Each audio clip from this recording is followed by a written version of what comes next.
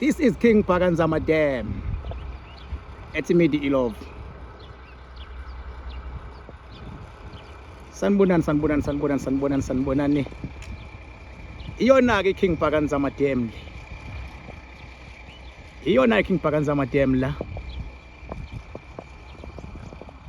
Bathi ngihambile bathi ngibonile bathi ngizenzile bathi wathenta uphakuda kweyini ngoba ingcwele le ebhuqabhuqa imizi abafokazana ngotholodwa likaMentshisi ethuluza ngihambi nalo ngilifica ensimini xa muxakile kusazoshuba kusangenzeka noma yini ngumafavuke njengedanga abane kunogwatho obhathwa ikhulule ngufoka amakhanda indlondlo le enamakhanda amabili elesithathu elenkosazana ikhona eKing Phakanzama Dam. In case you don't know,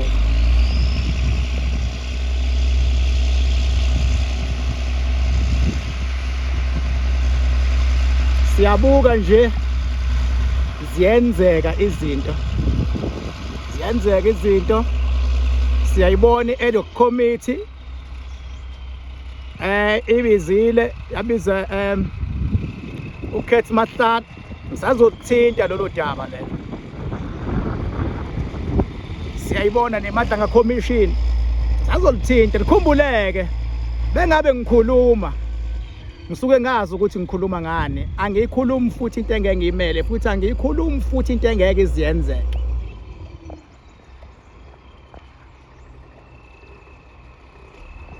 Angiyikhulumi into engeke iziyenzeke. Bathi tata lidude edamini kwadideko ntaba kazikhonjwa. We mami Asia sazolithinta udaba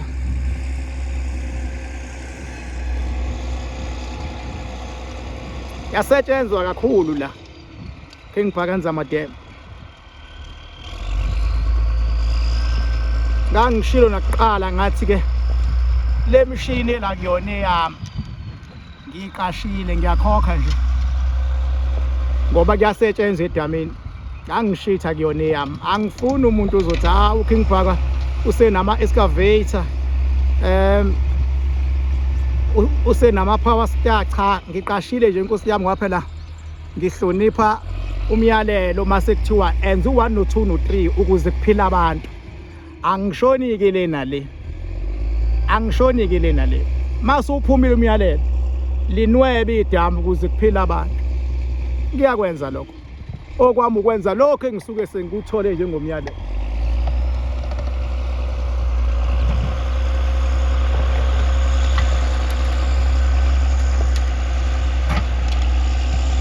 Okay.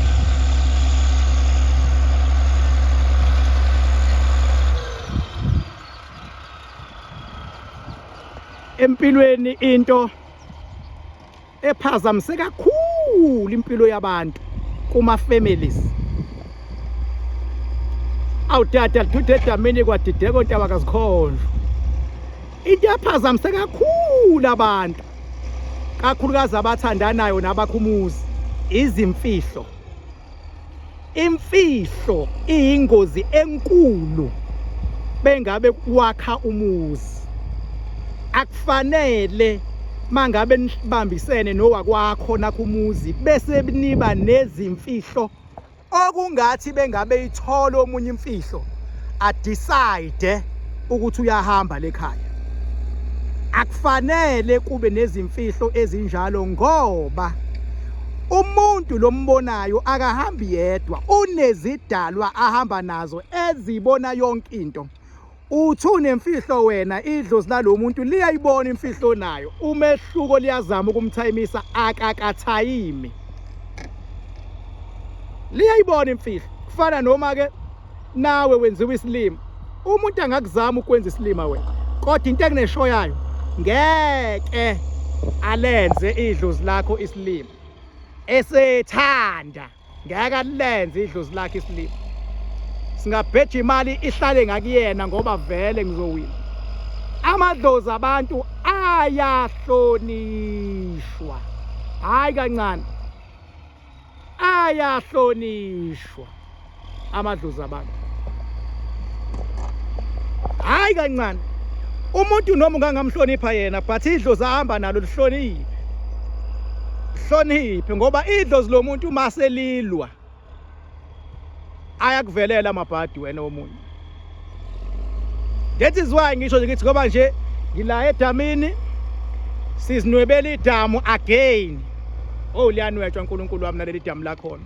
Nwetshwa yonke into. Nwetshwa yonke into. Liyanwetshwa. Lapho ukhona mfethu ngiyakucela ungabi nemfihlo engenasidingo. Ungabi nemfihlo ongathi owakwakho bengabeyithola.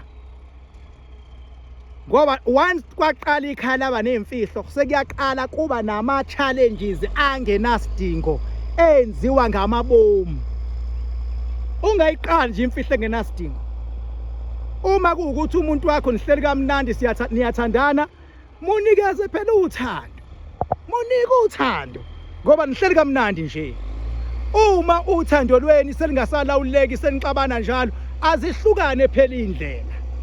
Ngoba once abantu baqala baxabana umsindo waba toxic ayiphindi lawuleke kalula leyonto ngisho sebefuna ukuyilawula uvele uyiqhamukele wona umsindo ivele ifikele wona inhliziyo encane nawe ungasathanda ukuba nenhliziyo encane sekuzenzekekela kona ngoba nixabane kwaze kwaba toxic. Inoma inini funa uavoid ukwenza ingxabano ezogcina yenze ngazuthi nizitha nomuntu engabe niyathandana naye. Funa uavoid ukwenza izimfihlo azothi bengabe yibona umuntu wakho bese sikwenza ukuthi ungathembeki inguna phakade kuyena.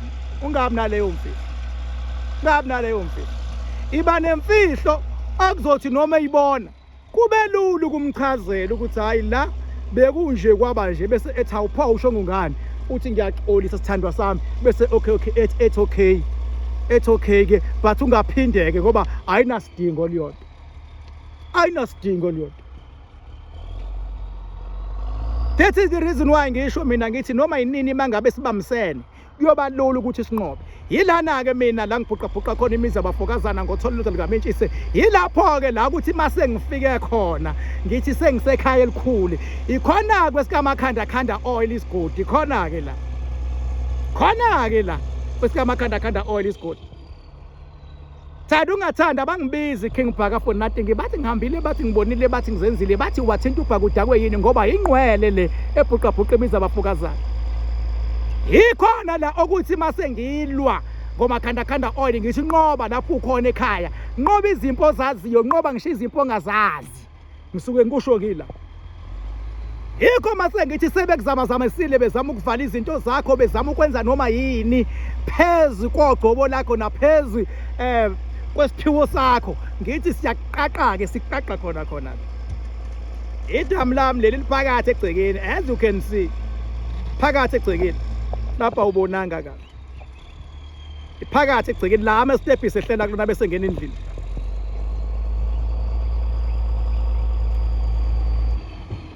Mase ngishilo ngathi siyanqoba manje mase ngishilo ngathi akukho kumele kume endleleni ngisho izitha zakho ufuna ziveze.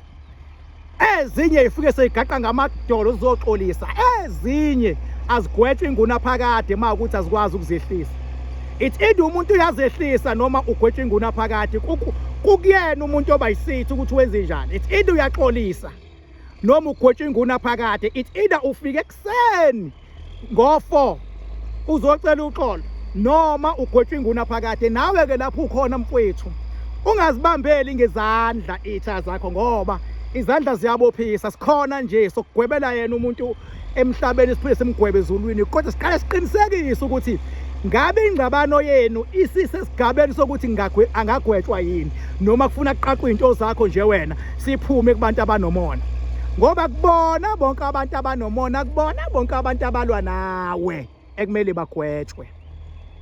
Abanye abantu bayalwa nawe ngoba kumele kusebenziseke bona ukubheka wena ukuthi ustrong kangakanani. Abanye abantu bayalwa nawe ngoba kumele ungabi kwi-comfort zone. Kumele usebenze more. Mhlambe balwa nawe nje mfethu uselokishini. usebenza kakhulu kuphela ukuthola umuzi ozokukhipha elokishini, noma balwa nawe nje ukomazakhele Mjondolo, sebenza kanzima ukuze uhambe uye elokishini. Sebenza ukusuka, akubona bonke abantu abagwetshwayo, ngicela ukuyisho leyo nto. Even emsebenzini mfethu, akubona wonke umuntu othi mawungazwani naye emsebenzini sekumele agwetshwe. Omunye umuntu uyaqinisa. Izitha ziyasetshenziswa ukuqinisa ukhakhayi kwesinye isikhathi. Kodwa zikhona zona ezigwetshwayo. Enjani ezigwetshwayo? Yilezi ezisuke zifuna ukuthi ufe. Enjani ezigwetshwayo? Yilezi eseyizame kaningi. Zizama ukuvala umsebenzi wakho noma impumelelo yakho, uzama ukuyivala, sebezamile. Ake uyamgweba ke leyo, ngoba naye bandla shema usuke ezama ukugweba ngamandla amancanyana.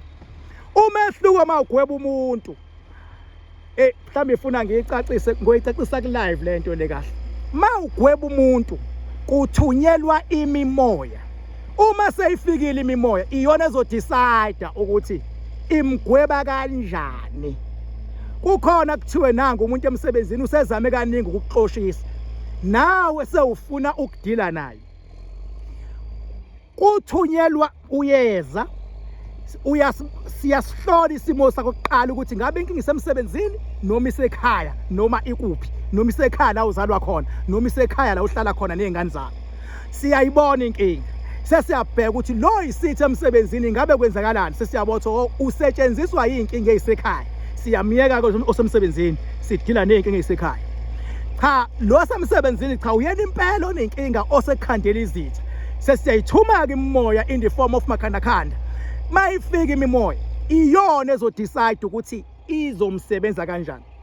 Eminye ngamginqa nemoto, kwesinye isikhathi uzokuthube kwi-accident, kwesinye isikhathi angagwazwa abantu, kwesinye isikhathi angadutshulwa abantu nje afa umuntu, to a rest in peace. Kwesinye isikhathi angavela avumbuka ilonto umuntu, avela abole umlenze aphela athi nya. Kwesinye isikhathi angagula nje, kwesinye isikhathi nje angavele nje ashawe into nje, avela asakazeke phansi ekuseni ngovivi, ushawe isilwane usasakazeke phansi. Ziba ningi izindlela. Kwesinye isikhathi ngaduma izulu lingene limshaye. Uma uthumela imimoya kwi-level ephezulu yoku-understanda, imimoya uya-understand ukuthi kudecide yona. Ngoba uma usuyithumile imimoya, uma ngabe ifuna agwazwe, ingoba isuke igangela nje, ifuna ukudlala ngegazi lakhe, ivele ithole nje izitha zakhe zimgwaza umuntu. Uthumela imimoya. Kusamele ngiyifundise kahle ngelinye ilanga, ngoba ngike ngibezwe abantu athi umuntu awungithakathe phela ngibone etshela omunye umuntu. Ngithi kuseyingane ke lokhu, ngoba phela mase uyithumile imimoya, eminye ingakuyeka wena. Imimoya kufuneka wena eminye ikuyeke imimoya ivele iyoshaya umuzi wakini, kuvele kuduma izulu, kusakazeke imizi yakini phansi ngenxa yakho wena wena muntu oyedwa. Ingakho noma kuthiwa uyagoloza masushona akubi ngawe, kuba ngabantu bakini sekufuna abangcwabe. That is why ukuyiphatha kahle emhlabeni kubalulekile. Impilo is not about you, it's about abantu abakuthandayo, nabantu abakuzele, nabantu aba-responsible empilweni yakho. Ngike ngibezwe mina abantu athi umuntu hayi anginendaba nokufa mina, vele masufile nje wena kusuke nje kufinja. Abantu abeza ubuhlungu, abantu abaphilayo. Uma uziphethe kahle ucabangela abantu abaphilayo bangezwa ubuhlungu ngenxa yakho sewudlule emhlabeni. Nkulunkulu anibusise lapho nikhona. Bye bye. Inamba yami 0798130260.